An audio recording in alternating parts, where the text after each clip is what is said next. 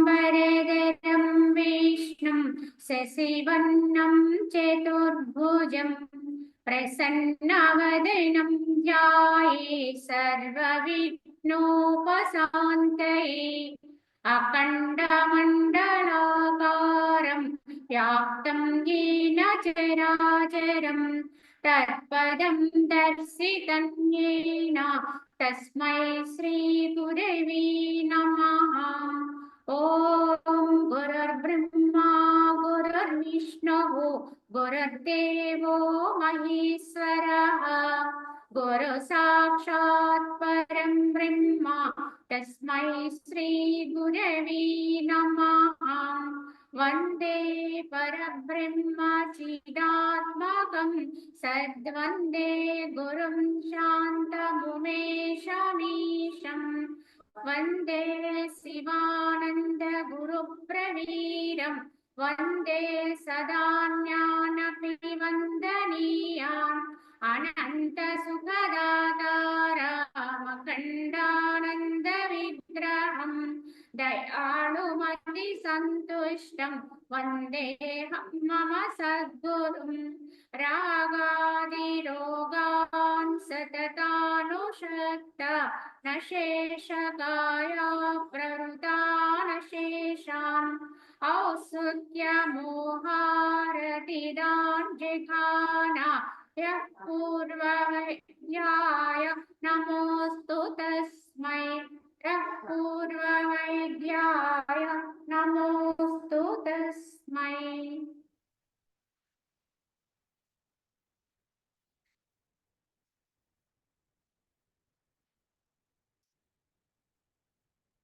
ఓం శ్రీరామచంద్ర పరబ్రహ్మణే నమః.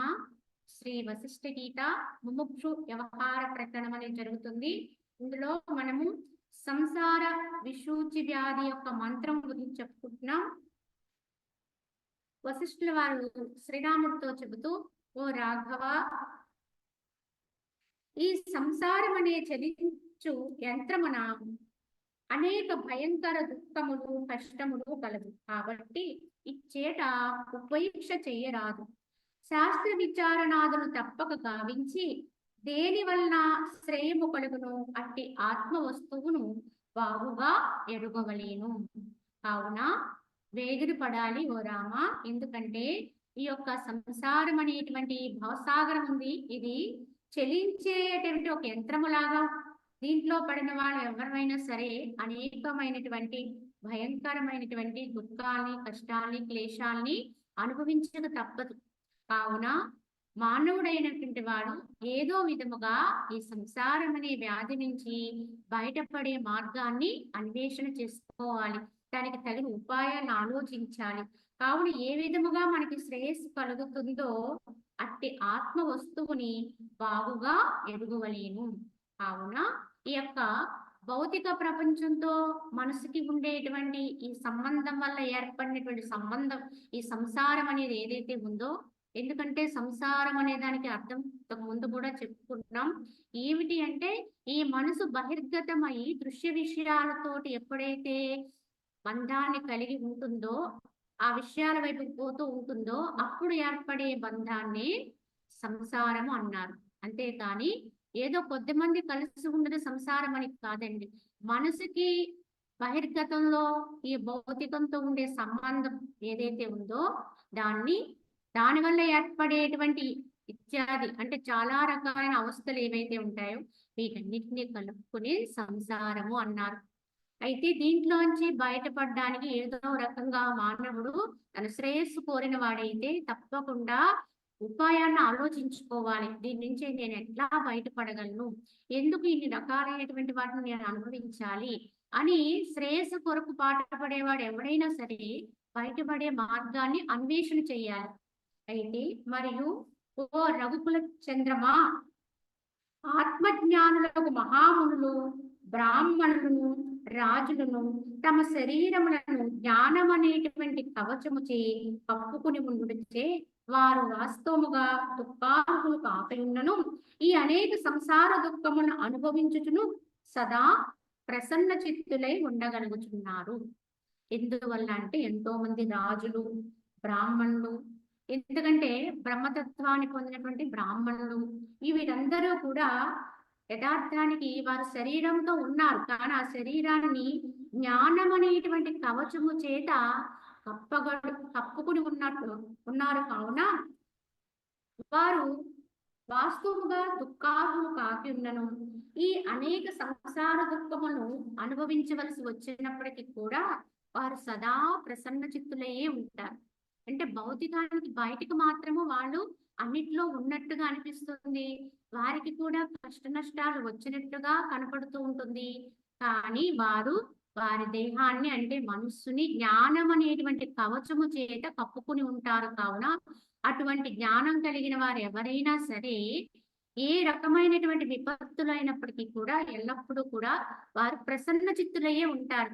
వాటి ప్రలోభాలకి లోనవ్వకుండా బయటికి కనిపించడానికి అన్నింటి మధ్యలో ఉన్నప్పటికీ కూడా అన్ని అనుభవిస్తున్నట్లుగా తోచినప్పటికీ కూడా వారి మనసు మాత్రం ఎప్పుడూ ప్రసన్నంగానే ఉంటుందండి. ఎందువల్ల? వాళ్ళు జ్ఞానం కలిగి ఉండడం వల్ల. ఎట్లన్నా విషయ దర్శన ఉపభోగోత్సాహ రహితులను, వికల్ప జనిత విక్షేప వర్జితులను, మహాశుద్ధమైనటువంటి బుద్ధి కలవారును, ఆత్మయనే ప్రకాశమును పొందిన వారైనటువంటి ఉత్తమ మనుజులు ఈ ప్రపంచమున బ్రహ్మ విష్ణు మహేశ్వరాదుల వలె స్థితిని పొంది ఉన్నారు అన్నారు. ఎందుకంటే అటువంటి వారు ఆ యొక్క దేవతామూర్తులతో సమత్వాన్ని పొందగలుగుతారు.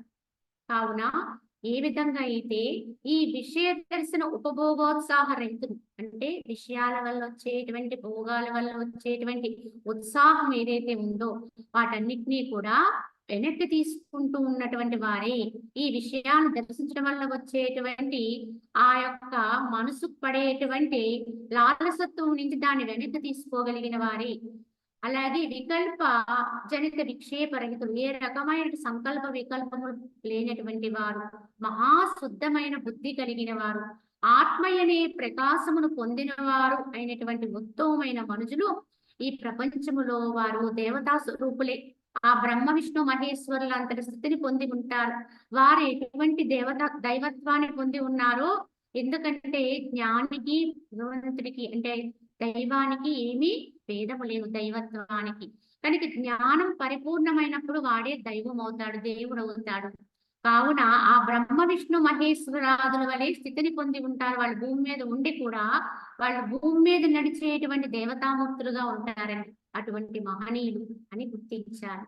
అయితే ఇప్పటి వరకు మనకి ఈ యొక్క జ్ఞానం పొందక ముందు మనం ఏమేమి చేయాలో, ఈ జ్ఞానము కొరకు ఏ విధమైన సాధనా క్రమాలు కలిగి ఉండాలో చెప్పారు.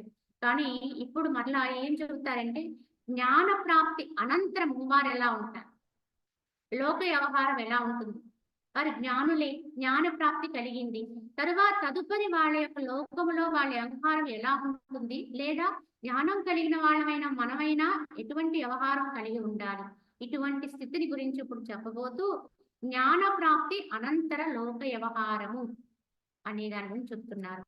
మహాత్ములైనటువంటి గురువులతోడ తత్వమసి మున్నగు వాక్యముల అర్థమును విచారించుటచే శరీరాదులందు ఆత్మాభిమానము నశింప ఆత్మతత్వ జ్ఞానము కలిగినగా అద్దానిని మననముచే అపరిచ్ఛిన్నమైనటువంటి అఖండ ఆత్మయందు అసంభావనాది దోషములు తొలగగా నిధిధ్యాసనాదియుక్త బుద్ధిచే బ్రహ్మభావము సాక్షాత్కరింపబడ అజ్ఞానము నశింప తత్కార్యముగు అత్యంత భ్రాంతి జ్ఞానమును మేఘము సమింప తదుపరి ప్రపంచమును వ్యవహరించుట ఆట వలె ఆనందముగానే ఉండును కానీ బాధాజనకముగా ఉండదు అన్నారు.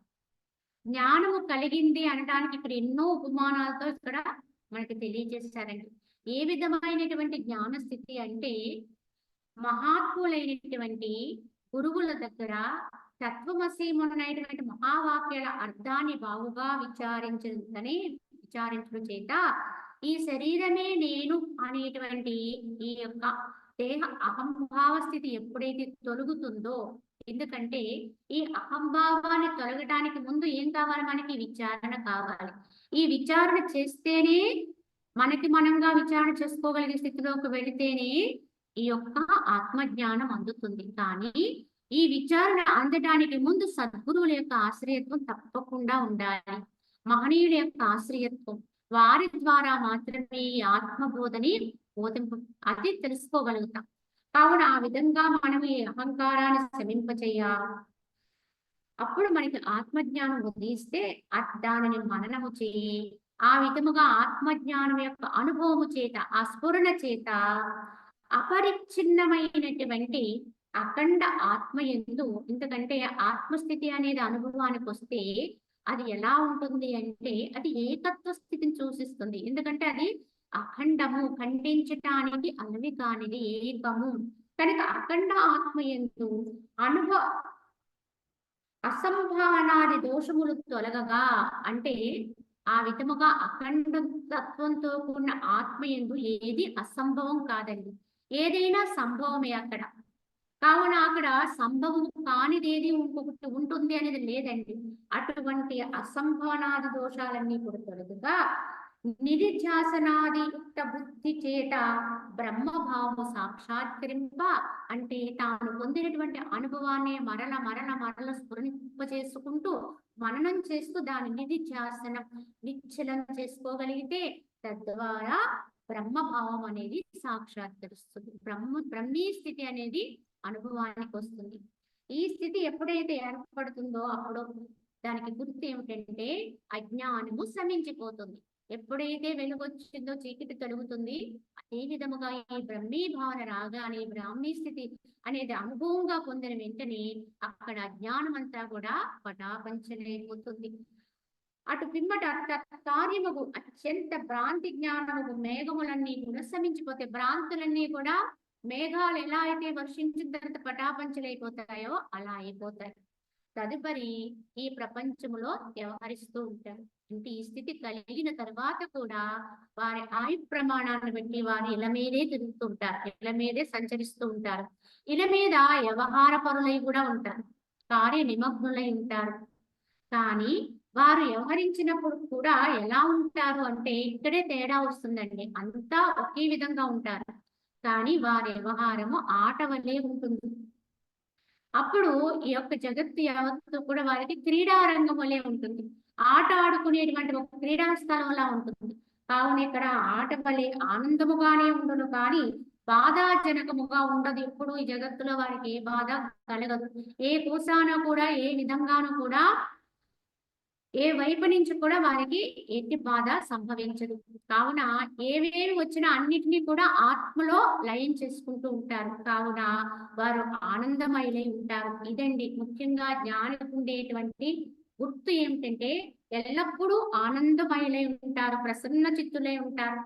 ఎప్పుడూ కూడా వాళ్ళు ప్రసన్నత్వంతో ఉంటారు. ఇది ఒక గుర్తు అండి. అయితే ఇంకా ఎలా ఉంటారో కూడా చెబుతూ, ఓ రామ, చిద్రూపమగు పరమార్థ వస్తువు యొక్క జ్ఞానముచే ఆత్మ ప్రసన్నము కాగా, ఎప్పుడైతే ఆత్మ ప్రసన్నమవుతుందో హృదయమున ఉత్తమ శాంతి ఉదయింప. ఆత్మ ప్రసన్నమవడానికి గుర్తు ఏమిటంటే హృదయములో ప్రశాంతత, ఉత్తమమైన ప్రశాంతత, మళ్ళీ దానికి తిరుగులేదండి ఇంకా ఆ శాంతికి.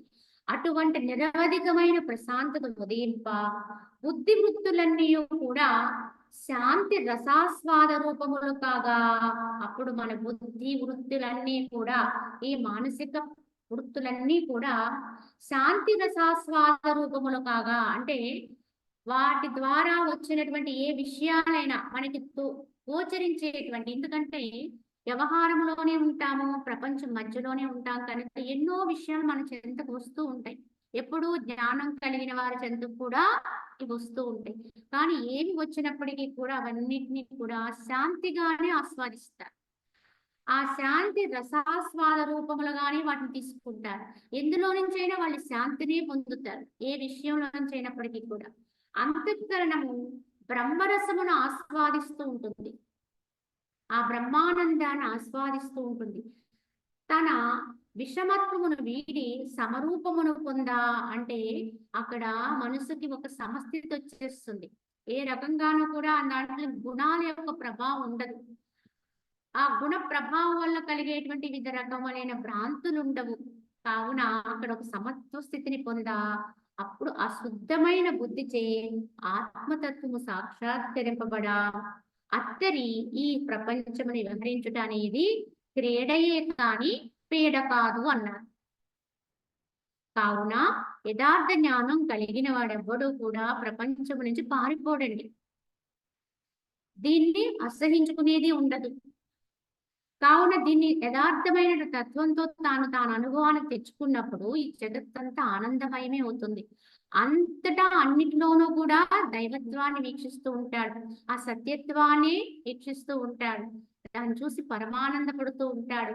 వాడికి ఏ పువ్వు చూసినా, ఏ ఆకు చూసినా, ఏ కాయ చూసినా, ఏ చెట్టు చూసినా, లేదా ఏ యొక్క జీవిని చూసినా, ఏ ప్రాణిని చూసినా వాడికి ఆనందమే వస్తుంది. ఎందుకు వస్తుంది అంటే వాటిలో ఉన్నటువంటి యథార్థ తత్వం, సత్యత్వం ఏమైతే ఉందో దాన్ని గుర్తిస్తాడు. ఆహా, ఈ యొక్క భగవంతుని యొక్క స్థితి ఇందులో ఉండి ఇంత రమ్యంగా ఉందా, ఇంత ఆనందంగా ఉందా, ఇంత సౌందర్యంగా ఉందా. ఏదైనా ఒక సౌందర్య వస్తువు చూస్తే ఆ సౌందర్యం ఎవరిది? దైవమునదు, పరమాత్మది, ఆత్మదే. కనుక ఆ సత్యం ఏదైతే ఉందో ఆ సత్యం యొక్క ఆనందం, ఆ సౌందర్యంగా దాన్ని గుర్తించి దాన్ని ఆస్వాదిస్తాడు. ఒక పుష్పము ఎంతో అది సౌందర్యంగా పుష్పిస్తే, అది కంటికి ఇంపుగా అనిపిస్తే, ఆ సౌందర్యం, ఆ యొక్క అందము, ఆ పుష్పానికి వచ్చినటువంటి ఆ యొక్క సువాసన కానివ్వండి, దాని యొక్క వర్ణం కానివ్వండి, రంగు కానివ్వండి, దాని యొక్క రూపం కానీ ఇదంతా చూసి ఆహా, భగవంతుని సృష్టి ఎంత గొప్పది, ఇందులో ఉండి నువ్వు ఇంత బాగా ప్రకాశిస్తున్నావా అని అక్కడ కూడా భగవంతుడినే చూస్తాడు. కనుక ప్రతి దాంట్లోనూ కూడా భగవంతుడినే దర్శిస్తాడు. కనుక వాడికి ప్రతీది కూడా దైవత్వంతో సంబంధంతో ఉంటుంది. కనుక ఎల్లప్పుడూ కూడా వాడు ఆనందమయుడే ఉంటాడు. ఒక చిన్న పిట్టను చూసిన, లేదా ఒక జీవిని చూసిన, ఒక ప్రాణిని చూసిన వాటి యొక్క భాషతోటి ఏకీభవిస్తూ, ఎందుకంటే ఆత్మ భాషకు అతీతం. ఆత్మతత్వ అనుభవానికి వెళ్ళిన వాడికి అన్ని భాషలు ఎరుకయ్యే స్థితి వచ్చేస్తుంది. మహనీయులకి ఈ విధంగానే అన్ని భాషల్ని అర్థం చేసుకోగలిగేటువంటి జ్ఞానంతో ఉంటారు. మనము ఈ కథలు మనం చదువుతున్నప్పుడు మహానుభావుల యొక్క చరిత్రను మనం ఒక్కసారి అవలోకన చేసుకుంటే, మరి షిరిడి సాయిబాబా కానివ్వండి, రమణ మహర్షి కానివ్వండి, వారు ప్రాణికోట్లతో కూడా సంభాషణ చేసేవారు. చిన్న ఆవుతో కానివ్వండి, లేకపోతే చిన్న జీవులు ఏవైనా సరే వచ్చి తమ చెంతకు వస్తే వాటి భాషను అర్థం చేసుకోగలిగారు. ఒకసారి రమణ మహర్షి ఆశ్రమంలో సభ జరుగుతూ ఉంటుంది. ఆయన కూర్చుని శిష్యులతోటి సంభాషణ చేస్తుంటారు. ఆ సమయంలో ఒక పిచ్చుక వచ్చి ఆయన దగ్గరగా వచ్చి అరుస్తూ ఉంటుంది. దగ్గరగా చెవు దగ్గరగా వెళ్ళి గొడవ అరుస్తూ ఉంటుంది. అందరూ అనుకుంటారు ఈ విధంగా మమ్మల్ని ఆటంకపరుస్తుంది. ఇప్పుడు ఇంత మధురంగా ఆయన సంభాషణ చేస్తుంటే మేము వింటూ ఉంటే ఈ పిచ్చుక గోల ఏమిటి అనుకుంటాం. కానీ అప్పుడు ఆయన ఆశ్రమ నిర్వాహకుల్ని పిలిపించి అంటారు, ఇవాళ మన వంటశాలను ఏమైనా శుభ్రపరిచారా అని అడుగుతారని. అప్పుడు ఆయన చెప్తారు, అవును శుభ్రపరచామంట. మీరు అలా శుభ్రపరిచేటప్పుడు ఒక పిచ్చుక గూడుని ఏమైనా మీరు తీసివేశారా అంటే, అవును పిచ్చుక గూడు ఉంది అక్కడ, దాన్ని తొలగించామంటారు. ఈ పిచ్చుక వచ్చి చెప్పుకుంటుంది, నా గూడు తీసివేశారు, నా ఆశ్రయం పోయింది, నా గుడ్డలు ఉన్నాయి అందులో, నేను ఇప్పుడు ఎలా సంరక్షించుకోవాలి అని చెప్పి దాని గురించి అడుగుతుంది నన్ను. కావున మీరు వెంటనే ఆ గూడుని ఎక్కడ తీస్తారో ఆ గూడుని మళ్ళీ అక్కడే పెట్టేయండి అని చెప్తారు. ఆ చెప్పిన వెంటనే వాళ్ళు వెళ్ళి మళ్ళీ వెంటనే వాళ్ళు పడవేసినటువంటి ఆ పిచ్చి కూట్టుని తీసుకొచ్చి మళ్ళీ ఆ యొక్క ఆశ్రమ పాకలో దాన్ని ఇముడ్చుతారు. వెంటనే ఆ పిచ్చికి వెళ్ళిపోద్ది అక్కడి నుంచి. మరి ఈ భాష ఎలా తెలిసింది ఆయనకి? కొన్ని మానవులు అనేక భాషలు మాట్లాడతారు కదా, వాళ్ళకి లేని అన్ని రకాల తెలుగు, ఇంగ్లీషు, హిందీ, తమిళం, కన్నడం, మలయాళం అన్ని మాట్లాడతారు. ఇవి నేర్చుకుని మాట్లాడొచ్చుకొని. కానీ జంతు భాషలు ఎలా అర్థమవుతాయండి? అంటే అదే ఆత్మ భాష. ఆత్మ భాషలకు అతీతమైనది. ఎవరైతే ఆత్మతత్వంతో ఉంటారో వాడు భగవంతుడే. కనుక భగవంతుని ఏ పేరుతో పిలిచినా భగవంతుడు ఒక్కడే కదా! ఏ దేశంలో వాడు ఆ పేరుతో పిలుచుకుంటాం. తెలుగు వాళ్ళు దేవుడా అంటే ఇంగ్లీష్ వాళ్ళు గాడ్ అంటారు. కానీ ఇక్కడ పలికేది అక్కడ పలికేది ఒక్క దేవుడే, ఒక్క భగవంతుడే, ఒక తత్వమే, ఒక దైవత్వమే. కనుక భగవంతునికి భాషాభేదం ఉంటే మరి భాష తెలియదు కదా అనుకోవచ్చు. కానీ యథార్థముగా భగవంతుడు అనేది ఆత్మతత్వమే. అది అనంతము, ఏకము, సర్వము నిండి ఉన్నది. కనుక ఏ దేశాలైనా ఏ లోకాలైనా ఒకటే తత్వంతో నిండి ఉన్నది కనుక ఏదైనా అక్కడ అవగతమైంది. కావున ఇది ఈ ప్రపంచంలో విహరించడం అనేది జ్ఞానికి క్రీడే కాని పేడ కాదన్నారు. ఈ యొక్క ఆత్మజ్ఞానాన్ని అందుకున్న వాళ్ళకు కూడా ఇదే తత్వం అనేది వారికి అనుభవంగా ఏర్పడుతుంది. తద్వారా వాళ్ళన్నిటికీ అతీతమై ఉంటారు. వారికి అవధులు లేని స్థితి కలుగుతుంది. మరియు చెట్టు మ్రోడు వలె అచేతనమైనటువంటి ఈ దేహము రథము, విషయములను భూమిపై పరుగుడినటువంటి ఇంద్రియములు గుర్రములు, నలువైపులా చలించినటువంటి మనస్సు కళ్ళెము, ఆనంద రూపములకు విషయములను అనుభవించినటువంటి దేహము జీవుడు యొక్క రథికుడు. దీన్ని ఒక రథంతో పోల్చారు ఈ దేహాన్ని. ఎలా అంటే చెట్టు మ్రోడు వలె అచేతనమైనటువంటి ఈ దేహమే రథము అన్నారు. చెట్టు మ్రోడులో ప్రాణం ఉండదండి అని, అది నిశ్చీవం. అలానే ఈ దేహం కూడా జడమండిది. చెప్పాలంటే ఇది ఒక జడ పదార్థం, ఒక మట్టి బొమ్మ. దీంట్లో ప్రాణశక్తి లేకపోతే ఇది మట్టే, ఏమి బొమ్మే, జడ పదార్థమే. కావున చెట్టు మ్రోడు వల్లే అచేతనం, చేతనము లేనటువంటిది ఈ దేహము ఒక రథం అయితే, మరి ఈ రథానికి అమర్చినటువంటి గుర్రాలు ఏంటండి అంటే ఈ భూమి మీద ఉండేటువంటి అనేక విషయాలను గ్రహించేటువంటి ఇంద్రియాలే ఈ యొక్క రథానికి గుర్రాలు. ఆ గుర్రాలకు ఉండేటువంటి కళ్ళెం ఏమిటండి అంటే మనసే కళ్ళెం. ఆనంద రూపములకు విషయములను అనుభవించేటువంటి వాడు ఎవడైతే ఉన్నాడో ఈ దేహము లోపల దేహి అంటే జీవుడు అనొచ్చు లేదా దేవుడు అనొచ్చు, ఆత్మ అనొచ్చు. ఈ రథాన్ని అధిరోహించున్నాడు. కానీ భ్రమతో ఉంటే వాడు జీవుడు, జ్ఞానంతో ఉంటే వాడు దేవుడు. కానీ వాడే రథికుడు. ఈ రథము లోపల రథికుడుగా ఉన్నాడు. ఆ ఆత్మ అతి సూక్ష్మముగా ఉన్నవాడి వాస్తవముగా పరమాత్మ అయి ఉన్నాడు. కనుక ఈ రథికుడు ఎవరండి? ఈ రథము లోపల ఉండేటువంటి రథాన్ని ఎక్కినటువంటి రథికుడు ఎవరండి అంటే వాడే దేవుడు నిజం చెప్పాలంటే. ఎందుకంటే ఆత్మ అతి సూక్ష్మత్వాన్ని పొందితే వాస్తవముగా పరమాత్మయే అవుతాడు, పరమాత్మయే ఉన్నాడు. ఈ ప్రకారముగా పరమాత్మ రూపుడనైన నేను ఈ ప్రపంచమున విహరించుచున్నాను అని ఇట్టి పాపరహితులకు బుద్ధిచే ఆత్మతత్వము సాక్షాత్కరింపబడ అత్తరి ఈ ప్రపంచమున వ్యవహారము క్రీడయేగును కానీ బాధాకరము కాదన్నారు. కానీ ఈ రథమును ఎక్కినటువంటి రథికుడు తన్ని తాను తెలుసుకుని తానే భగవంతుణ్ణి, తానే ఆత్మని అనేటువంటి సత్యాన్ని అనుభవంతో గ్రహించుకున్నటువంటి వాడే నేనే దేవుణ్ణి అనే సత్యం ఎరుకైతే అప్పుడు ఎలా ఉంటుందండి అంటే రథాన్ని తోలుతూ అది ఎలా ఉంటుంది? వ్యవహారాలకు వెళ్ళినట్టుగా ఉంటుందండి. కేవలం ఈ యొక్క లోకములు విహరిస్తున్నట్టుగా ఉంటుంది రథికుడుగా ఉన్నటువంటి ఆత్మకి. ఎప్పుడు తను తెలుసుకుంటే, తన్ని తాను తెలుసుకోనివాడై ఉన్నాడు అనుకోండి, జీవుడుగా ఉన్నాడు అనుకోండి రథికుడు, అప్పుడు అనేక ఈతి బాధలకు లోనవుతాడు. అప్పుడు ఈ జగత్ విషయాలన్నీ వాడికి పీడలాగా వాడిని బాధ పెడతాయి. కానీ తెలుసుకుంటే ఇదే రథం మీద ఉంటాడు. జ్ఞాని ఇదే రథం మీద ఉంటాడు, అజ్ఞాని ఇదే రథం మీద ఉంటాడు. జ్ఞానికి ఉన్నటువంటి అర్హతలు అంటే అన్ని రకాల అవయవ సముదాయములు అవే, అజ్ఞానికి ఉన్నది కూడా అదే. కానీ ఇక్కడ ఎలా వచ్చింది? తెలివి మరుపు.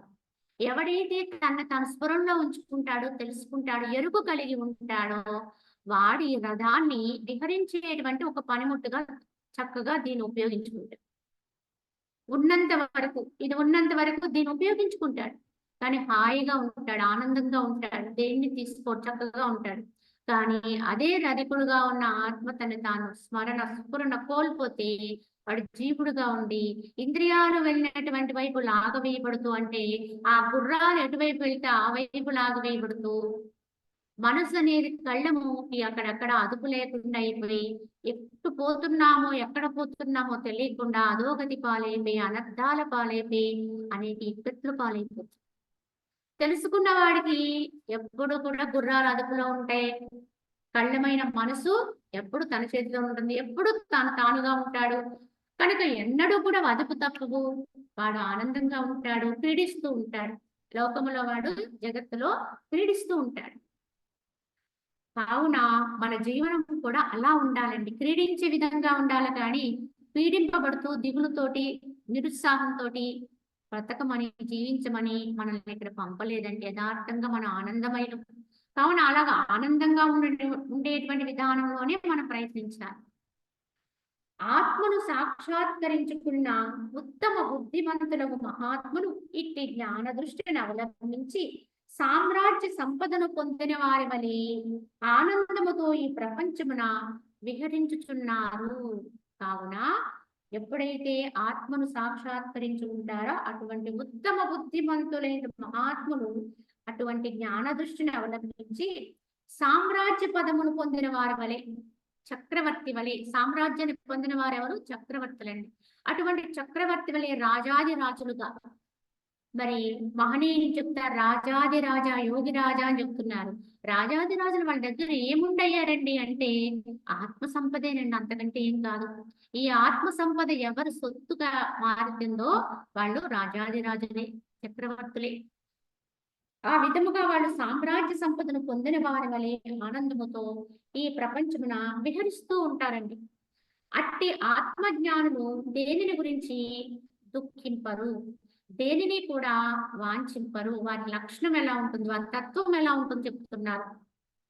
అటువంటి జ్ఞానం కలిగిన వారు దేనిని గురించి కూడా దుఃఖింపరు, దేని గురించి కూడా వాంఛింపరు, దేన్ని కోరరు. కోరిక లేకపోతే అంత ఆనందమేనండి.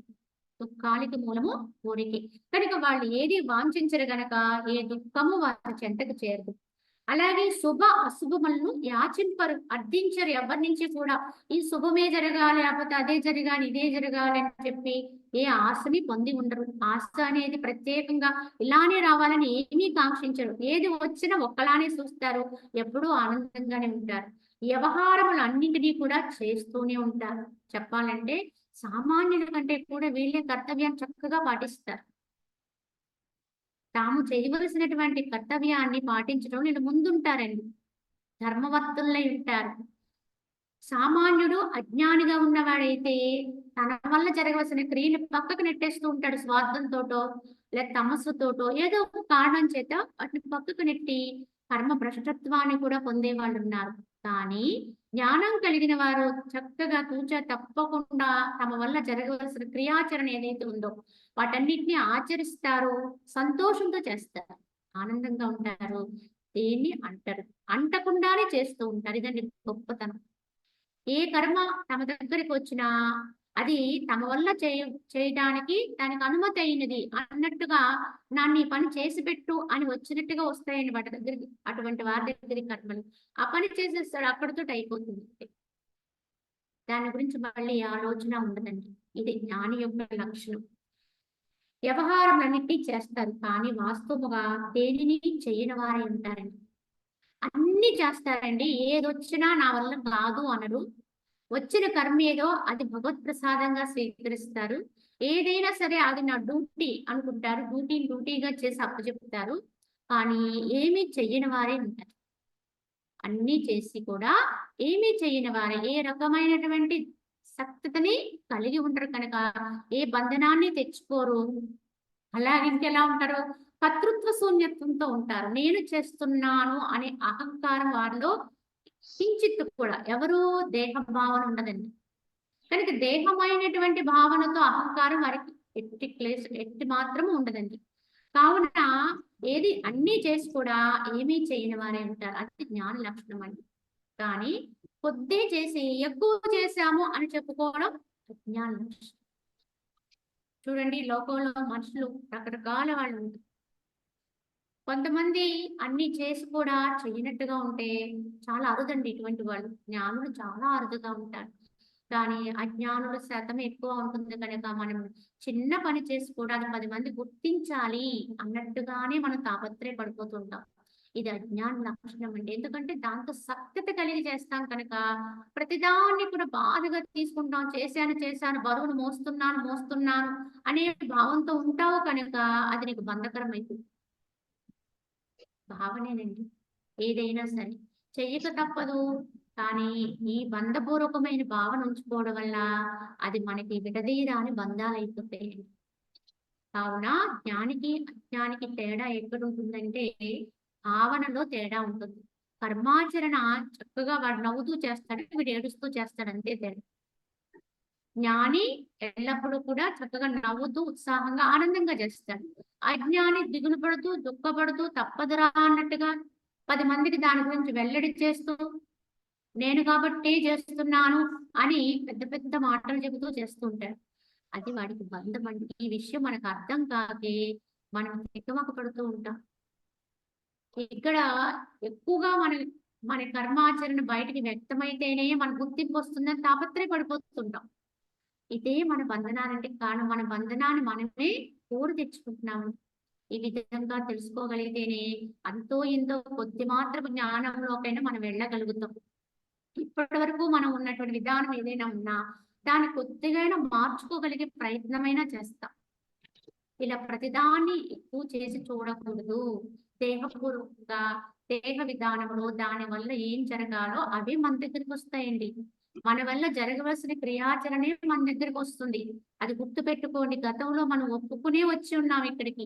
ఈ కర్మ నేను చేస్తానని ఒప్పుకున్నాం కనుకనే అది ఆ కర్మ మన దగ్గరికి వస్తుంది. కానీ ఇవాళ ఆ ఒప్పుకున్న మాట మర్చిపోయి ఇది బరువైన కర్మ, చాలా కష్టమైన పని. కావున నేను చెయ్యను. నా వల్ల కాదు. ఇవాళ చెయ్యకపోతే నన్ను ఎవరు ఏమనగలరు అన్నట్టుగా మనం పక్కకు వెళ్ళిపోతే కర్మం అనేది ఒకటి ఉందండి. నియామకుడు అనేటువంటి వాడు ఒక శక్తి పనిచేస్తుందండి వెనకాల. కావున మనమెంత ఏమి ఆచరించినా దాని ఫలం మాత్రం మన వెనువెంటనే వస్తుంది. మన భావన అనుసరించి ఫలాన్ని తప్పక మనం అందుకోవాలి తప్పదు. ఈ విధంగా గుర్తిస్తేనే మనకి అంతో ఇంతో కొద్ది మాత్రపు జ్ఞానాన్నైనా మనం నిలుపుకోగలుగుతాం. జ్ఞానులు అసంగ ఆత్మ యొక్క దర్శనము చే నిర్లేపులై ఉంటారు. జ్ఞానులు ఎలా ఉంటారు? అసంగము అంటే సంగత్వము లేకుండా. సంగత్వం అంటే పట్టుకోవడం, అంటుకోవడం. దేనితోటి కూడా కలుపుకోకుండా, అంటుకోకుండా జీవిస్తారు. కావున జ్ఞానం అసంగ ఆత్మ యొక్క దర్శనము చే నిర్లేపత్వంతో ఉంటారు. దేనితోటి కూడా పూర్తిగా మునిగిపోరు. దేన్ని పట్టుకోరు. ఒక అతిథి వలె ఈ సృష్టిలోకి వచ్చిన ఒక అతిథి వలె ప్రవర్తిస్తారు. చుట్టాలింటికి వచ్చిన వాడు ఎలా అయితే ఆ కొద్ది రోజులు కాలక్షేపం చేసుకుని మళ్ళీ వెళ్ళిపోతాను కదా అని సర్దుకుపోవడం నేర్చుకుంటాడు. కావున అప్పుడు మనకి అన్ని అనుకూలంగా ఉన్నా లేకపోయినా ఏదైనప్పటికీ కూడా ఒకేలా ఉంటూ ఏదో కొన్ని రోజులే కదా వెళ్ళిపోతాం కదా అని ఎలా అయితే ఆ చుట్టాలింటికి వచ్చాం కనుక వాళ్ళని మనం తీసుకోకూడదు. కానీ వాళ్ళ కర్మల్ని వాళ్ళకి, వాళ్ళ భావాల్ని వాళ్ళకి వదిలి మన పని చేసుకుని మనం ఎలా అయితే బయటికి వెళ్ళిపోతామో సృష్టిలోంచి కూడా అలా బయటికి వెళ్ళిపోతాడు జ్ఞాని. ఎవరిని పట్టుకోడు, ఎవరిని నిర్దేశించడు, ఎవరు ఇలానే ఉండాలని కోరుకోడు. ఎందుకంటే ఇంకొకళ్ళు ఎవ్వరూ ఇలా ఉండాలని కోరుకోవడం వల్ల మనకు వచ్చేది దుఃఖమే. ఎవరి సంస్కారం వాళ్ళది, ఎవరి క్రియాచరణ వాళ్ళది. నిన్ను చూసి ఇంకొకడు నేర్చుకుని ఆచరిస్తే ఆచరిస్తాడు. అంతే తప్ప ఎవరిని నువ్వు పనిగట్టుకుని బతిమాలని చెప్పినా వారు వినరండి. అట్టి వారిని మార్చాలని నువ్వు ప్రయత్నం అనేది చెయ్యాలనుకుంటే నీ ప్రవర్తన ద్వారానే అవ్వాలి తప్ప మాటల ద్వారా అస్సలు అవ్వదండి. అలాంటి ప్రయత్నం జ్ఞాని ఎప్పుడు చేయడు. కావున తాను హాయిగా ఉంటాడు, శుద్ధంగా ఉంటాడు, పవిత్రంగా ఉంటాడు, నిర్లేపుడుగా ఉంటాడు. అది చూసి ఇంకో 10 మంది నేర్చుకోవాలి, అలవర్చుకోవాలి. ఎందుకు ఇతను ఇలా ఉండగలుగుతున్నాడు అనే ప్రశ్న వాళ్ళకి రావాలి. అది జ్ఞాని యొక్క గొప్పతనం అండి. దేన్ని అంటాడు శాస్త్రీయములైనటువంటి పవిత్ర కార్యములే చేయను. కానీ జ్ఞాని ఒకటి గుర్తుపెట్టుకోండి. ఎప్పుడూ ఏదో ఒకటి కర్మ వస్తే చేసేస్తాడంటున్నారు కదా. కావున ఇక్కడ ఏమిటంటే జ్ఞాని ఏదో ఒకటి చేసేస్తాడు అంటున్నారు కదా అని చెప్పేసి ఏది పడితే అది చేసేస్తాడా? తప్పుడు పని చేసేస్తాడా? అధర్మం చేసేస్తాడా? లేదా ఎవరినైనా హత్య చేస్తాడంటే అటువంటి వారి దగ్గర ఎప్పుడూ అట్టి కర్మలు రావండి. మనసుకు వచ్చేటువంటి సంకల్పాలతో ప్రభావంతో దుష్టకర్మలు చేరువవుతాయి తప్ప యథార్థంగా ఏ సంకల్పం చేయని వాటికి దుష్టకర్మ ఏది దగ్గరికి చేరు అవ్వదండి. కావున అతను ఎలా చేస్తాడు? శాస్త్రీయములైనటువంటి కర్మాచరణ చేస్తాడు. 10 మంది ఒప్పుకునే కర్మే చేస్తాడు. లోకవందితమైన కర్మే చేస్తాడు. లోక నిందిత కర్మ చేయడండి ఏనాడు కూడా.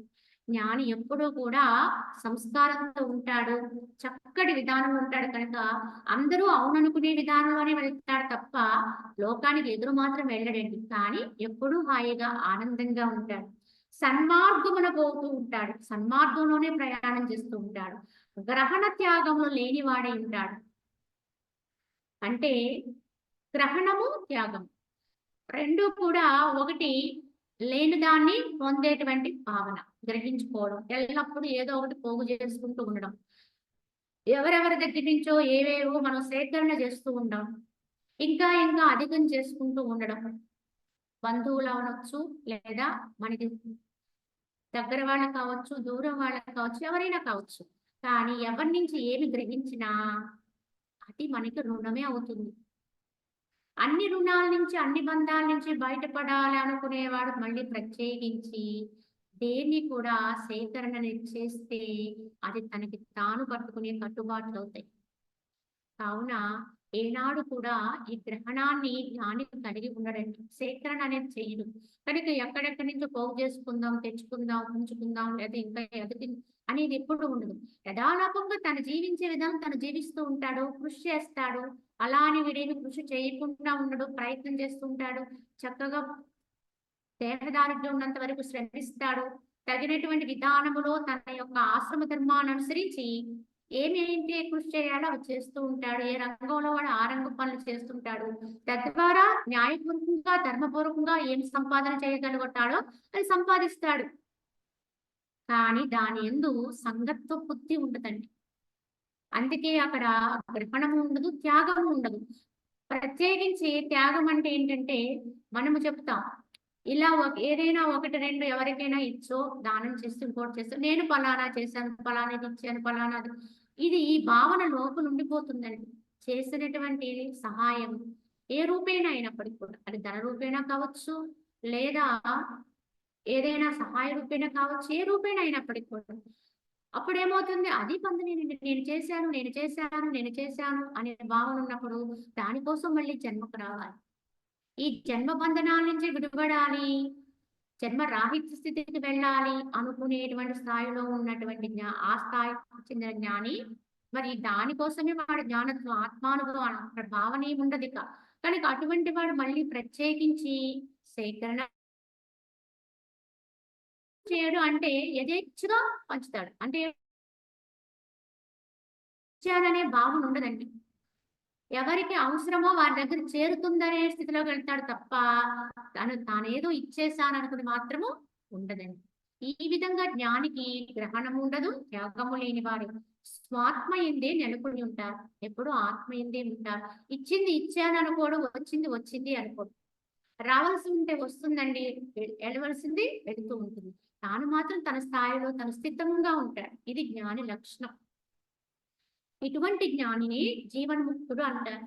వాడి వ్యవహారంలో ఉండి కూడా ముక్తిని అనుభవిస్తూ ఉండే స్థితి అండి ఇది. ఆత్మజ్ఞానము చే సమస్త కోరికలను లేక చేష్టలను త్యజించిన వాడును సదా బ్రహ్మాకారమైన మనోవృత్తి కలవాడు మనుజుడు చంద్రబింబమందున్న వారి వలె సర్వత్రా సుఖమునే పొందుము అన్నారు. ఈ ఆత్మజ్ఞానం కలిగిన వారికి సమస్త కోరికలు కూడా విడిచిపెట్టిన వారంటే అసలు కోరికే పుట్టదండి అక్కడ. అంటే అది పూర్ణమైనటువంటి స్థితి. అక్కడ వెలితి లేదండి. ఏదైనా కొరత ఉంటే, వెలితి ఉంటే ఇంకో దాన్ని కోరాలి. కానీ ఆత్మనిష్టలో ఉన్న వారికి, ఆత్మజ్ఞానిగా పరిపూర్ణమైనటువంటి స్థితి అనుభవంలో తెచ్చుకున్న వారెవరికి కూడా ఇక వెలితి అనేది ఉండదు. కనుక కోరడానికి కూడా ఏమి ఉండవండి. అవన్నీ నిష్ఫలమే. కనుక కోరడానికి బయట కూడా ఏమీ కనిపించదు. తానే మహారాజు. మళ్ళీ ఇంకోటి భిక్షం ఎత్తుకోవడం ఎందుకు, దేనికో ఎవరి దగ్గరకో వెళ్ళి అనుకుంటాడు. ఎట్టి పరిస్థితులను కూడా యాచన చేయడు. ఎందుకు చేయడు అంటే అన్ని తన దగ్గరే ఉన్నాయి, అన్ని తానే. ఎందుకంటే ఎవరు ఏది ఎప్పుడు ఎవరిని కోరినా ఏదో ఒక సుఖాన్ని కోరో ఆనందంగా ఉండాలనో ఇంకో కోరికతోటో చేస్తారు. కానీ అన్ని ఆనందాల కంటే కూడా మూలమైన ఆనందం మీరు అదే తానే ఉన్నప్పుడు ఇంక మళ్ళీ అక్కడ ఇంకొకళ్ళని అర్థించడానికి ఏముంటుందండి? ఇంకేముండదు.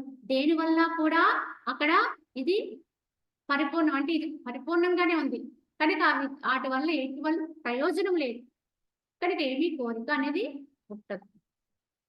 కావున అక్కడ కోరే అవసరం కూడా ఉండదు.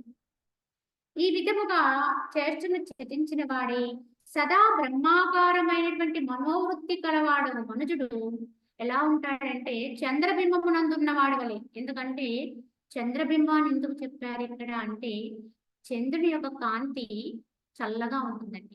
కాంతిగా ఉంటుంది. పౌర్ణమి రోజు చంద్రుని చూడండి, కాంతిగా ఉంటాడు, చల్లగా కూడా ఉంటాడు. ఎందుకు సూర్యుడు కాంతిగా ఉన్నా మరి ఆయన ఎందుకు చెప్పలేదండి అంటే కాంతిగా ఉన్నా కానీ ఎవ్వరు కూడా ఆ వైపు కన్నెత్తి చూడలేమండి. ప్రచండమైనటువంటి తీక్షణమైనటువంటి ప్రకాశం. కానీ ఇక్కడ చందమామ అనేది హాయిగా చూడగలుగుతాం. చల్లగా ఉంటాడు, కాంతిగా ఉంటాడు. అలా చల్లగా జ్ఞాని మనసు ఇలానే ఉంటాడండి. జ్ఞాని కూడా ఎప్పుడు ప్రకాశంగా ఉంటాడు, సంతోషంగా ఉంటాడు, అంటే చల్లగా ఉంటాడు. ఇది జ్ఞాని లక్షణం. విషయముల యొక్క మననము లేనివాడు ఏ విషయాల గురించి మళ్ళీ మననం చేసేటువంటి స్థితి జ్ఞానికి ఉండదు. అప్పటికప్పుడు ఏదొస్తే దాన్ని చేస్తాడు, అక్కడితో దాన్ని వదిలేస్తాడంతే. యథేచ్ఛగా తనంతు తాను అలా నిర్వర్తించుకుంటూ వెళ్ళిపోతాడు. కావున అస్తమించిన కౌతుకము గలవాడును కావునని విక్షేపరహితుడగు మనుజుని ఆత్మయందు చంద్రుని యందు అమృత వలె ఆనందము పట్టకుమును అన్నారు. కావున ఇక్కడ చంద్రుని యందు కళల వలె ఉన్నటువంటి ఈ యొక్క జ్ఞాని మనుజుని యొక్క ఆత్మ యందు ఆనందం అనేది పట్టరానిదై ఉంటుంది. అంటే పొరలుగా తెరలుగా తెరలి వస్తుందండి. ఈ ఆత్మానుభవ స్థితిలో ఉన్న వారి ఆనందము అది ఇది అని నిర్దేశించడానికి మనం ఎవరి వల్ల కాదండి. దీని వల్ల వచ్చింది, దాని వల్ల వచ్చింది అనుకునేది కాదది. అది స్వయములోంచి పుట్టిందండి. కానీ ఉపికి వస్తుంది. ఎంత వచ్చినా తరగదండి అది. అయిపోవడం అనేది లేదండి ఇంకా. అలాగ తెరలి వస్తూ ఉంటుంది ఆ జ్ఞానం నుంచి ఆనందం అనేది. ఈ ప్రకారము స్థితి ఆత్మతత్వమును దర్శించుట చేతనే లభించును కానీ మరొక విధముగా అయితే కాదు. కానీ ఈ స్థితి ఏర్పడాలంటే నటించడం వల్ల అస్సలు జరగదండి. యథార్థంగా తమకి తామైన ఆత్మ యొక్క అనుభవం కలిగితేనే, ఆత్మస్థితి యొక్క అనుభవం కలిగితేనే ఆ స్థితిలో ఉన్నవారికే ఇది సాధ్యమవుతుంది. కానీ ఈ స్థితిని అంతా ఇలా వర్ణించి చెప్పుకుని మనం ఇలా ఉందామని కొంత ప్రయత్నం చేసినా అవ్వదండి అది. ఆ స్థితి అనుభవానికి రాకుండా, దాన్ని అనుభవించకుండా, మనం తెలుసుకోకుండా మనం బయట చేసే ప్రయత్నాలన్నీ కూడా ఏదో కొంత మాత్రమే ఫలించినా అవి యథార్థం కాదు. వీగిపోతూ ఉంటాం. కావున ఆత్మ యందు నిష్ఠని పొందడానికే సదా ప్రయత్నించే వాళ్ళంగా ఉండాలి. తెలివి కలిగిన మనుషుడు పురుషార్థ సిద్ధి కొరకే అనంతమై దుఃఖరహితమైనట్టి ఆత్మపదమును ప్రయత్నము చేతి సాధించాలి. ఈ కారణం చేతనే ఎంత మాత్రము నీకు వివేకం ఉన్న మానవుడైనప్పటికీ కూడా తెలివి ఉంటే ఏం చేయాలి? పరమ పురుషార్థానికి ప్రయత్నం చేయాలి. ఇక దేని కొరకు చేసినా అది పూర్ణం కాదండి. కనుక ఆ పురుషార్థ సిద్ధి కొరకే అనంతమై దుఃఖరహితమైనటువంటి ఆత్మపదమును ప్రయత్నము చేత సాధించాలి. సాధించే వరకు చాలా ప్రయత్నం చేయాలి. కానీ పొందిన తర్వాత చేయడానికి ఏముండదండి. చేయవలసింది ఏముండదు. అప్పుడు హాయిగా ఉంటాడు, ఆనందంగా ఉంటాడు.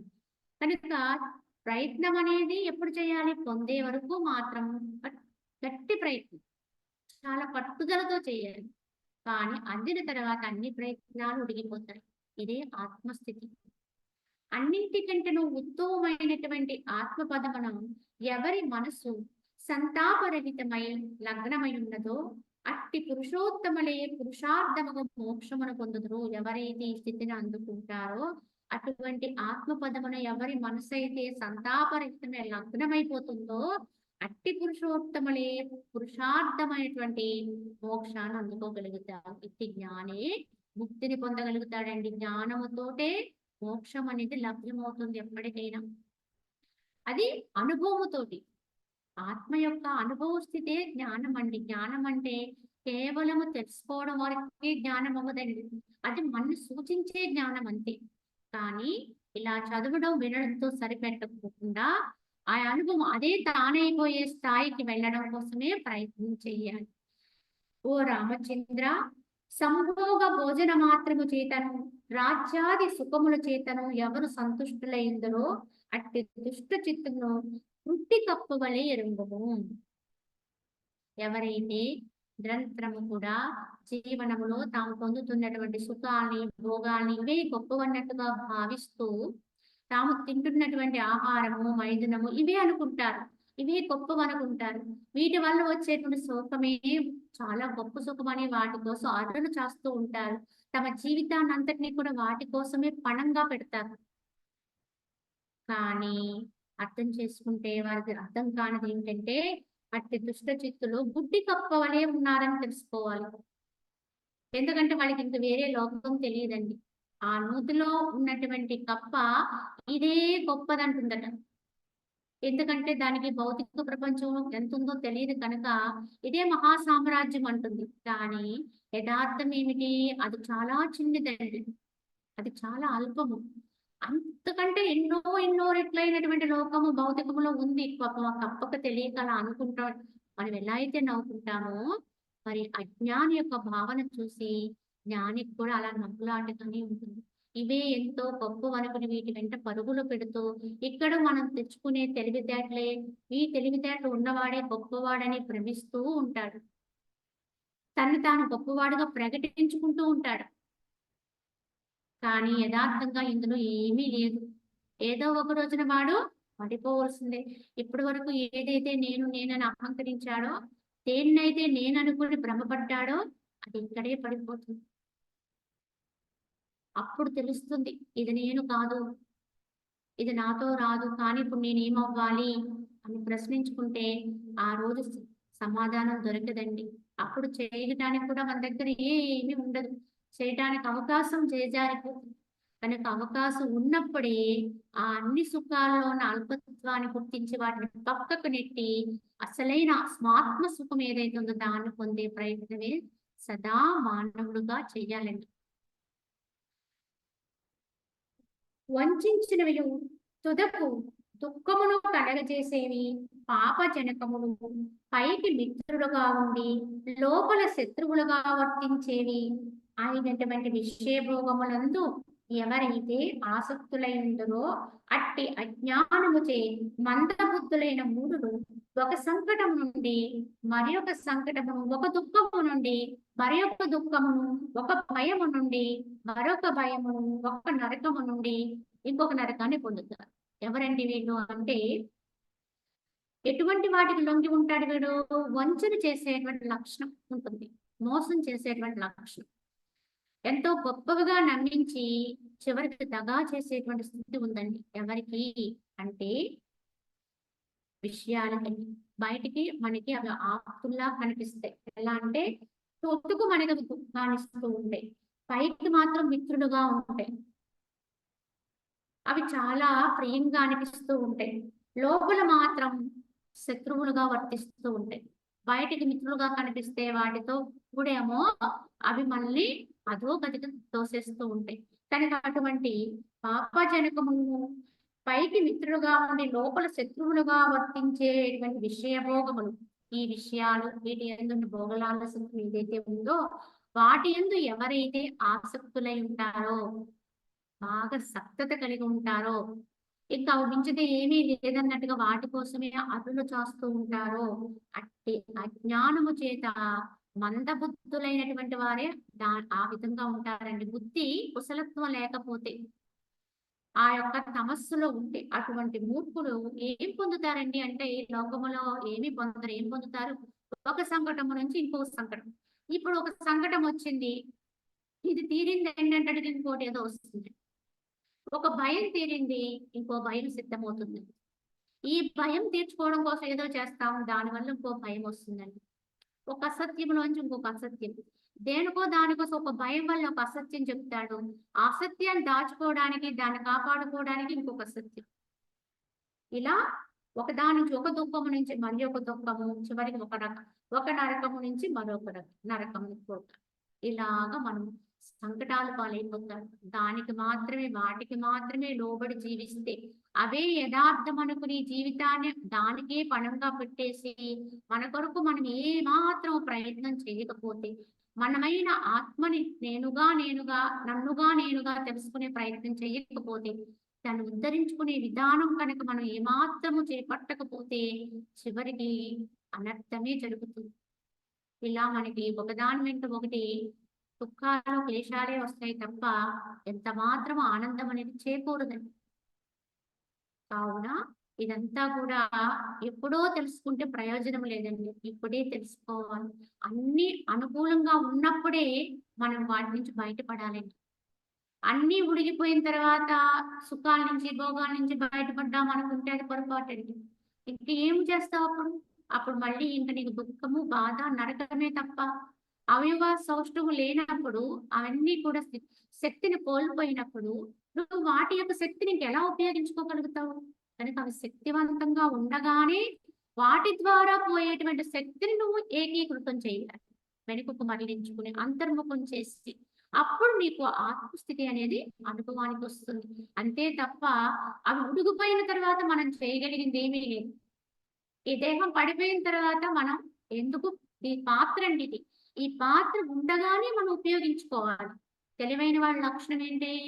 పాత్రను పాత్రగా ఉపయోగించుకోవాలి. పాత్ర కూడా అవసరం లేదు. ఎందుకంటే ఏదైనా ఒక ప్రసాదం తయారు చేయాలంటే పాత్ర ఉండాలండి. అన్ని పదార్థాలు తెచ్చి అక్కడ ఉంచుకున్నాం కానీ పాత్ర లేదండి. అప్పుడు ఎలా తయారు చేస్తారు? అలాగే ఆత్మజ్ఞానం అనేది ఈ యొక్క ఆత్మస్థితి అనేది అమృతమైన స్థితిని అందుకునే ఇది ప్రసాదం. దీన్ని అందుకోవడానికి తప్పకుండా దేహం అనే పాత్ర అవసరం. అందుకే జన్మ అనేది అంత తొందరగా రాదండి. వచ్చింది కదా అదే ఉంటుందిలే, పోతుంది కదా మళ్ళీ వస్తాం కదా అనుకోవద్దు. జన్మకు రావడానికి మళ్ళీ ఎంతో కష్టపడాలి. మళ్ళీ ఇంతకాలము వేచి ఉండే పరిస్థితి ఉందట. మహనీయులు చెప్పే వాక్యాలు. కావున వచ్చిన అవకాశం, ఇచ్చిన పాత్రని చక్కగా ఎందుకు ఇచ్చారో తెలుసుకొని దానికి ఉపయోగించుకోవాలి. అది అరిగిపోయి చిల్లులు పడిపోయి పనికి రాకుండా అయిపోయే దశలో మనం దానితో ఏం ప్రయోజనాన్ని పొందలేం. అందుకే అంతా సౌకర్యవంతంగా ఉన్నప్పుడే, సౌష్ఠవంగా ఉన్నప్పుడే, ఆరోగ్యంగా ఉన్నప్పుడే దాన్ని మనం ఎలా ఉపయోగించుకోవాలో అందుకు ఉపయోగించాలి. అలా కాకుండా ఇలా ఉపయోగించుకోవటమే గొప్ప విషయం. దాన్ని అస్సలు ఉపయోగించిన వాళ్ళు ఉంటారండి. అంటే దాన్ని చక్కగా అలా పెట్టి పూజిస్తాం. పాత్రన మనకు ఉపయోగించుకోమనిస్తే రోజు దాన్ని చక్కగా కడిగి దానికి బొట్లు పెట్టి అలా పెట్టించామనుకోండి, దానివల్ల ఏమైనా ప్రయోజనం ఉందండి? ఏమీ లేదు.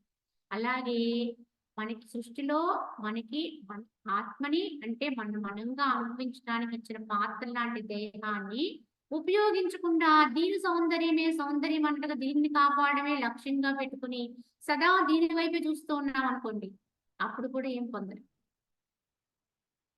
కావున చక్కగా పాత్రని కాపాడుకోవాలి, పాత్ర సౌష్ఠవాన్ని కాపాడాలి. కానీ ఆ పాత్రను ఉపయోగించి తగినటువంటి పదార్థాన్ని తయారు చేసుకోవాలి. వాడే తెలివైన వాడు. అది తెలివి లేకపోతే దాన్ని నిరుపయోగం చేస్తాడు. దేని కొరకు ఉపయోగించుకోమని ఇచ్చారో దానికి విరుద్ధంగా ఉపయోగిస్తారు. అప్పుడు అమృతానికి బదులు విషం తయారు. నిన్ను అమృతాన్ని తయారు చేసుకోమని ఇస్తే మనం దాంతో విషయం కాసామనుకోండి, విషయాలే తయారవుతాయి. అంటే విషబిందువులు లాంటి విషయాల వైపుకి వెళ్ళిపోయాం అనుకోండి, విషం కంటే గొప్పదంటారు. విషం అయితే అంట ఒక్కసారి చంపుతుందండి, కానీ విషయాలు రోజు చంపుతాయండి. కావున అటువంటి విషయాలు లాంటి విషయాన్ని కాచామనుకోండి దీంతో చివరికి ఏమొస్తుందండి? ఆ విషమే మిగిలిపోతుంది, ఆ సంకటమే మిగిలిపోతుంది. కనుక ఆ దుఃఖాలు క్లేశాలు అవి జన్మకు తీరో సరికదా, మళ్ళీ తదుపరి జన్మలకు కూడా అవే మనతో వస్తాయి. అప్పుడు మళ్ళీ మనకి ఇవే సంస్కారాలు వస్తాయి. అటువంటి జన్మే వస్తుంది, అటువంటి వాతావరణంలో పుడతాం.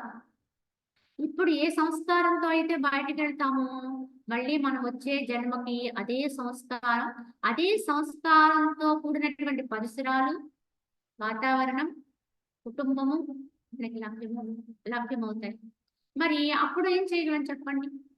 ఇప్పుడు ఉన్నటువంటి అవకాశాన్ని మనం ఉపయోగించుకోలేకుండా అధమంగా మనం వర్తిస్తే మళ్ళీ అటువంటి అధమ జన్మలు వచ్చాయనుకోండి, ఇంకా ఇతరత్ర పశుపక్షాల జన్మకి వెళ్ళిపోయాం అనుకోండి, అప్పుడు ఏం చేయగలం చెప్పండి? అసలు చేయలేం. మానవ జన్మ అనేది సామాన్యం కాదట. అసలు ఎక్కడో మొదలవుతుంది ఆదిలో. అనేకంగా మారుకుంటూ చెప్తారు.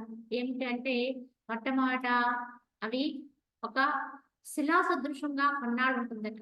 తర్వాత కాండం అంటే వృక్ష సంపద. అలా అంటే ఒక రాయిలా పుట్టొచ్చు. రాయి కూడా జన్మేనండి. ఇంకా అంతకుముందు ఒక రాయిలాగా పుట్టామనుకోండి, ఆ రాయి ఏదో కొంతకాలానికంటే కొన్ని వందల వేలు, లక్షల సంవత్సరాలు కూడా అలానే ఉండిపోయే ప్రమాదం ఉంది. అది పరివర్తన చెందడానికి దానంతట అది మార్పు చెందడానికి దానికి అవకాశం లేదు రాయి జన్మకెళ్తే. మరి ఎవరు చేయాలి దీనికి? ఇంకొకళ్ళు ఎవరు సహాయం చేయాలి. అది ఆ రాయి ఎందుకు ఉపయోగపడుతుందో దాని ప్రకారము దాని పుణ్యాన్ని లెక్కించి దానికి మరుజన్మ నిర్ణయిస్తారు. ఆ మరుజన్మకొచ్చేటప్పటికి అది ఆ యొక్క రాయి జన్మ నుంచి మరి లోహ జన్మకొస్తుందటండి. లోహాలుగా పుట్టినప్పుడు కూడా అంతే. అదేం ప్రయత్నం చేయటానికి అవకాశం లేదు. కానీ లోహాల్లో కూడా రకరకాలుంటాయి. ఇనుము అవ్వచ్చు, బంగారం అవ్వచ్చు, లేకపోతే వెండి అవ్వచ్చు, రకరకాల పదార్థాలుగా పుట్టి అవి ఉపయోగపడే విధానాన్ని బట్టి మళ్ళీ జన్మ మారుతుందండి. అలా మారడానికి మళ్ళీ ఎన్ని సంవత్సరాలైనా వేచి ఉండాలి. వందలు వేల సంవత్సరాలు వేచి ఉండవలసిందే. అటు పిమ్మట కాండ జన్మ అంటే ఈ యొక్క మొక్కలు, వృక్షాలు లేదా రకరకాలుగా మళ్ళీ జన్మలకు వచ్చినప్పుడు కూడా అప్పుడు కూడా వాటంతట వాడు ప్రయత్నించడానికి లేవు. కానీ అవి చేసేటువంటి పరోపకార క్రియ లేదా దైవ సంబంధమైన విధానంగా ఉపయోగపడడం ఇత్యాది కారణాల వల్ల ఆ వృక్ష జన్మలోంచి మళ్ళీ అలా మారుకుంటూ జంతు జన్మలోకి వచ్చి రకరకాలైన పశుపక్షాదులుగా పుట్టి చివరిగా గోవు జన్మకొచ్చి గోవు జన్మలోంచి పరివర్తనతోటి మానవ జన్మకు వస్తుందని జీవి.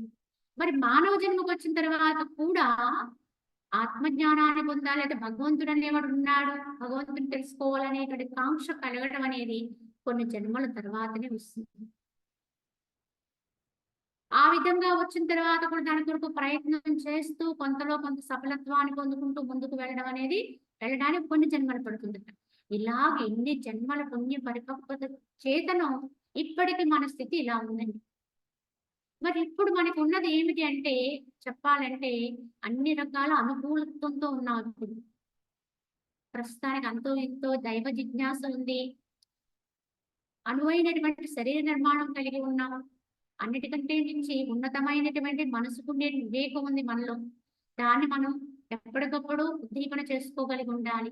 ఈ వచ్చిన అవకాశాన్ని ఇలా మనం చాలా తేలిగ్గా ఉంటే ఉంటుంది, పోతే పోతుంది అన్నట్టుగా వదిలేసామనుకోండి, మళ్ళీ అవకాశం వస్తుందో లేదో చెప్పలేం. ఇంతకంటే కిందకి జారిపోయి అధమంగా పోయామనుకోండి, మళ్ళీ ఎప్పటికో గాని మళ్ళీ ఎప్పటికి వస్తుందో కూడా చెప్పలేం ఈ జన్మ. అంత గొప్పతనం ఉందండి జన్మ. అంత గొప్పతనం ఉంది ఈ దేహం అనే ఈ పాత్రకి. మరి అలా వచ్చిన పాత్రని మనం ఎంత సరిగ్గా చక్కగా దాని ఆరోగ్యం చూడాలి, దానికి అవసరం చూడాలి, అలాగే దాన్ని ఎందుకు వినియోగించుకోవాలో అందుకు వినియోగించాలి. అది తెలివైన వాళ్ళ లక్షణం. అలా కాకపోతే దానివల్ల మనకి అనర్థమే వస్తుంది అని చెప్పి మనకి ఈ విధంగా వశిష్ఠ భగవానుడు తెలియచేస్తూ జ్ఞాన ప్రాప్తి అనంతరం జ్ఞాని లోక వ్యవహారం ఇలా ఉంటుంది, అజ్ఞాని అయితే ఇలా ఉంటాడు అని చెప్పి, ఓ రామచంద్ర, నీ వంటి విరక్తులను మహా వివేకవంతులు అయినటువంటి మహాత్ములే వాస్తవముగా పురుషులు అని ఎరుంగము. కావున ఓ రామ, నీ వంటి రాముడికి వచ్చినటువంటి వైరాగ్యం, విరక్తి భావన, మరి అటువంటి వైరాగ్యము మహా వివేకవంతులైన మహాత్ములే వాస్తవముగా పురుషుడు అని చెప్పబడతారట. ఈ వైరాగ్య భావన పుడితేనే వాడు జన్మ నుంచి ధరించడానికి ప్రయత్నిస్తాడు. కారణాలు ఏవైనా కావచ్చు. ఏ కారణం చేత వైరాగ్యం వచ్చినా వాడు అదృష్టవంతుడే. వాడికి దుఃఖాలు రావచ్చు, క్లేశాలు రావచ్చు. కానీ అవి వచ్చినప్పుడు వాడు వేరు వేరు దారులు వెతుక్కోకుండా అసలు ఎందుకు వస్తున్నాయి, దీనికి కారణం ఏమై ఉన్నది అని పరిశీలన చేసుకొని అసలు మూలం ఏమిటో తెలుసుకోవాలి అనే కాంక్షతోటి ఎప్పుడైతే వాటన్నిటిని విడనాడి భగవంతుని వైపు మనసు తిప్పుకుంటాడో వాడు గొప్ప అదృష్టవంతుడే. అంతేగాని ఈ మధ్యలో ఎందుకు వచ్చినాయో, ఎందుకు ఇవన్నీ కలుగుతున్నాయో అనేది గ్రహించుకోకుండా తాను చేస్తున్న కర్మ ఫలమే ఇలా వస్తుందనే విషయాన్ని అవగాహన చేసుకోకుండా మధ్యలోనే జన్మని కడతీర్చేటువంటి వారు నిర్భాగ్యులని చెప్పొచ్చు. ఎందుకంటే ఇంత విలువైన అవకాశం ఉండి కూడా దాన్ని మధ్యలోనే కడతీర్చడం అంటే నిజంగా అది వారికి వారు చేసుకునే హాని అవుతుందండి. అందుకే ఆత్మహత్య అనేది మహాపాతకం అని చెప్తారు పెద్దలు. ఎందుకంటే ఈ దేహమే దేవాలయం అండి. భగవంతునికి నిలయం ఈ దేహం. మరి ఆత్మకి ఇదే ఆవాసం. ఈ ఆవాసాన్ని అనుసరించే ఆత్మ తను ఉద్ధరించుకోవాలి. దీన్ని ఉపయోగించుకునే ఆత్మని తాను తెలుసుకోగలిగి ఉండాలి. మరి అటువంటి స్థితిలోకి మనకి ఇచ్చినటువంటి వరం లాంటి ఈ దేహాన్ని అసలు దీన్ని పాడు చేసుకోవడం అనేందుకు మనకి ఎట్టి హక్కు లేదు. యథార్థమైతే దేవుడు గుడిలో ఉన్నాడు. గుడిలో దేవుడు ఉండగా గుడిని పడగొట్టేస్తే ఎంత పాపమో, దేహాన్ని కూడా మధ్యలోనే అంతం చేసుకోవడం అంతే పాపమవుతుంది. కానీ యథార్థంగా ఈ జ్ఞానం తెలుసుకోలేకపోవడం వల్ల వచ్చిన కష్టాల్ని, దుఃఖాల్ని వేరే రకంగా తీసుకుని భగవంతుని వైపు మనసును మరల్చుకోవడం మాని ఏం చేస్తున్నారు, ఆ రకమైన ఆలోచనలు పోతున్నారు. ఈ రోజు మరి చూస్తున్నాం బయట ప్రపంచములు. ఇక్కడ దీనికి చిన్నవారు పెద్దవారు అనే తేడా లేకుండా చాలా మంది ఇటువంటి క్రియాకలాపాలకి పాల్పడుతున్నారు. ఇదంతా ఏమిటండి అంటే అజ్ఞానం. వారు అనుకుంటారు ఈ దేహాన్ని పోగొట్టుకుంటే నా యొక్క కర్మలు తీరిపోతాయి అనుకుంటారు. నాకు వచ్చిన బాధలు తీరిపోతాయి, సంకటం తీరిపోతుంది అనుకుంటారు. సంకటం తీరిపోవడం కాదు, బాధలు తీరిపోవడం కాదు, అసలు కథే మొదలవుతుందండి. మళ్ళీ వాళ్ళకి అవకాశం రావడానికి మరి ఎంత సమయం పడుతుందో, ఎన్ని జన్మలు వేచి ఉండాలో తెలియదండి. కానీ తర్వాత తెలుసుకున్న ప్రయోజనం అయిపోయిన తర్వాత తెలుసుకున్నా ఆ వచ్చిన దాన్ని నిలుపుకోలేనప్పుడు దాన్ని వదిలేస్తే ఎంత అనర్థమో. ఎందుకంటే ఈనాడు యోగులు మహనీయులు చాలా మంది ఇచ్చినటువంటి ఈ పాత్రని వదులుకోవడానికి ఇష్టపడిన వాళ్ళు ఉంటారండి. వాళ్ళ హిమాలయాల్లో యోగులు జీవిస్తున్నారు. వందల సంవత్సరాలు ఉంటున్నారండి వాళ్ళు. ఎందువల్ల అంటే వాళ్ళకి దేహం మీద మోహమా అండి, ఇంకా బతకాలనైనా ప్రాణం మీద తీప అంటే ఇది ఏది కాదు. ఎందుకు ఆయుష్ని కోరుకుంటున్నారు, ఆయుష్ని పెంచుకోమని చెప్తున్నారు. వారి ఆయుష్ వారు చేసే తపోభం వల్ల వారి యొక్క శ్వాస యొక్క ఆ శ్వాసని వాళ్ళు ఏం చేస్తున్నారు, నిలిపేసుకోగలుగుతున్నారు, నిశ్చలం చేయగలుగుతున్నారు. ఆ నిశ్చల స్థితి వల్ల వాళ్ళకి ఆయుష్ అనేది ఇంకా ఉన్నతమయ్యి వందల సంవత్సరాలు కూడా జీవిస్తున్నారు. అలాగే కొంతమంది జీవ సమాధులు పొందుతున్నారు. వారు కూడా దేహాన్ని ఇంకా పూర్తిగా పరీక్షించకుండానే సమాధిలోకి వెళుతున్నారు. వెళ్ళి సమాధిలో ఉంటూ కూడా కొన్ని వందల సంవత్సరాలు కూడా వాళ్ళు జీవించుతూనే తపస్సు మగ్నులై ఉంటున్నారు, తపస్సులో ఉంటున్నారు.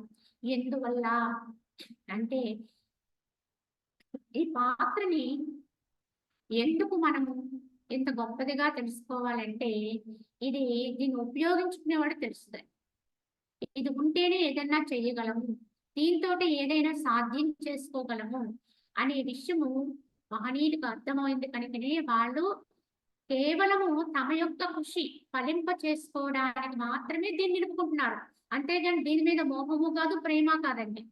కానీ పాత్రని పాత్రగా ఉంచుకుంటేనే దాంతో ఏదైనా తయారు చేసుకోగలము అనేటువంటి ఉన్నత ఉద్దేశంతోనే ఈ రకంగా దేహాన్ని నిలుపుకుంటూ వాళ్ళు పరిపక్వ స్థితికి వెళ్లే వరకు కూడా దీన్ని కాపాడుకుంటూ పూర్తిగా పరిపూర్ణమైన జ్ఞానతత్వంతో ఎప్పుడైతే తాము ఆత్మగా అనుభవిస్తారో అప్పుడు దీన్ని త్యజిస్తుంటారు.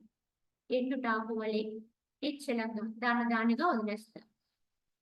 అదండి అసలైనటువంటి జీవన్ముక్త స్థితి, అసలైనటువంటి సాధు మహాత్ముల యొక్క విధానం. కానీ సామాన్యుడు మాత్రం దీన్ని అర్థం చేసుకోలేక, దీంట్లో ఉండేటువంటి ఆంతర్యాన్ని గుర్తించక, తనకు వచ్చినటువంటి అవకాశం వరప్రసాదంగా వచ్చినటువంటి ఈ దేహాన్ని చాలా తృణప్రాయంగా చూస్తున్నాడంటే ఆ తృణప్రాయం కాదండి. ఇక్కడ జ్ఞానులు దీన్ని తృణప్రాయంగానే చూస్తారు. అంటే దీని ఎంతో మోహం ఉండదు, కాంక్ష ఉండదు. అయినప్పటికీ కూడా దీన్ని సంరక్షిస్తారు. ఎందువల్ల? తమకు తాము వాడుకోవడం కోసం. కానీ అజ్ఞానులు ఎలా చూస్తారు? దీని మీద మోహంతో ఉంటారు, కాంక్షతో ఉంటారు, ప్రేమతో ఉంటారు. ఇదే నేను అనుకునేటువంటి అహంకారంతో ఉంటారు, అభిమానంతో ఉంటారు. కనుక అప్పుడు అదే నేను అనుకుంటున్నారు కనుక దానికి వచ్చిన కష్టమే నాదనుకుంటారు. దానికి వచ్చినటువంటి ఏ దుఃఖమైనా నాదనుకుంటారు. ఏదైనా సరే అభిమానం, దాన్ని ఎవరైనా ఏదైనా చిన్న మాట అంటే నన్నే అన్నారు అన్నట్టుగా సహించుకోలేని తత్వంతో అవమానం అనే భారంతో ఆ దేహాన్ని వదిలేస్తాం, దేహాన్ని త్యజించుకుంటాం. అది చాలా తప్పిదం. యథార్థంగా దేహం అనేది ఒక పాత్రే, నేనే అని దాని నుంచి విడుబడి నువ్వు తెలుసుకోగలిగితే దాన్ని ఉపయోగించుకుంటావా తప్ప దాని ఎందుకు కాంక్షలు ఉండవు, మోహం ఉండదు.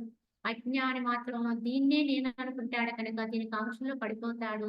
దానికి వచ్చిన సంకటాలు నావనుకుని ఈ విధంగా మధ్యలోనే, లేకపోతే దాని బాధలన్నీ మోస్తూ ఉంటాడు, భరిస్తూ ఉంటాడు, దుఃఖిస్తూ ఉంటాడు. ఇది యథార్థం కాదండి. అజ్ఞాని యొక్క లక్షణం ఇలాగే ఉంటుంది.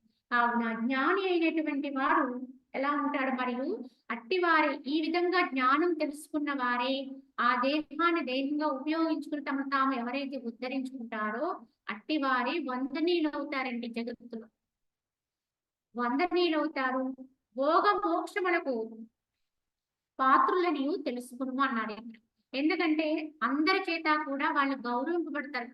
వాళ్ళు ఏ గౌరవాన్ని కోరరు, వాళ్ళ అసలు దేహభావనే ఉండదండి. కానీ వాళ్ళే పూజింపబడతారు, వాళ్ళే గౌరవింపబడతారు. ఏది కోరకపోయినప్పటికీ కూడా వారిలో ఉన్న దైవత్వమే ఆ యొక్క దేహానికి ఆ దివ్యత్వాన్ని ఇస్తుంది, ఆ పవిత్రతనిస్తుంది.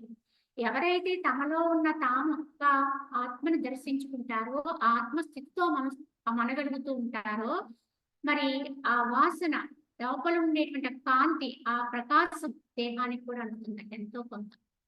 ఒక పాత్రతో ఒక పదార్థాన్ని తయారు చేసి ఆ పదార్థాన్ని కూడా తీసివేసిన తర్వాత కూడా ఆ పాత్రకి ఆ వాసన వస్తుందండి, ఉంటుంది. దీంతో పలానా తయారు చేశారు అని చెప్పేటందుకు మనకు అవకాశం ఉంటుంది ఆ పాత్ర యొక్క వాసన చూసి. అలాగే పలానా మహనీయుడు ఈ పలానా దేహాన్ని ఉపయోగించుకునే స్థితిని పొందారు కావున ఆ దేహం కూడా పవిత్రమవుతుంది, ఆరాధ్యనీయమవుతుంది. చెప్పాలంటే ఆ దేహ మూర్తికి ఆలయాన్ని కూడా కట్టే వాళ్ళు ఉంటారు, కడతారు కూడా. ఇవాళ మనం కట్టిన ఆలయాలన్నీ అలానే కట్టామండి. వాటిలో ఆ తత్వం అంత గొప్పదండి. ఆ దేహంతో ఉన్నటువంటి ఆ యొక్క ఆత్మ అంత దివ్యత్వాన్ని అందుకుంది కనుక దాని యొక్క గొప్పతనంగా ఈ యొక్క స్వరూపం కూడా, ఈ మూర్తి స్వరూపం కూడా అంత పవిత్రత, అంత ఉన్నతం అవుతుంది కనుక అలానే మనము మహనీయులకి ఆలయాలు నిర్మాణం చేశారు. అలనాడు రామచంద్రుడు కావచ్చు, శ్రీకృష్ణ భగవానుడు కావచ్చు, ఇంకా ఇతరత్ర మహనీయులు కావచ్చు, ఎవరికి ఆలయాలు కట్టిన సాయిబాబా కావచ్చు, ఇలా చాలా మందికి ఎందుకు ఆలయాలు కడుతున్నాము, గొప్ప గొప్పగా వాళ్ళ ఫోటోలు మన గృహాల్లో పెట్టుకుంటున్నాము అంటే వాళ్ళు పొందినటువంటి స్థితి గొప్పదండి. ఆ రూపంతో పొందారు కనుక ఆ రూపం పూజనీయమైపోయింది. ఆ రూపాన్ని పూజిస్తున్నామంటే ఆ తత్వాన్ని పూజిస్తున్నట్టు.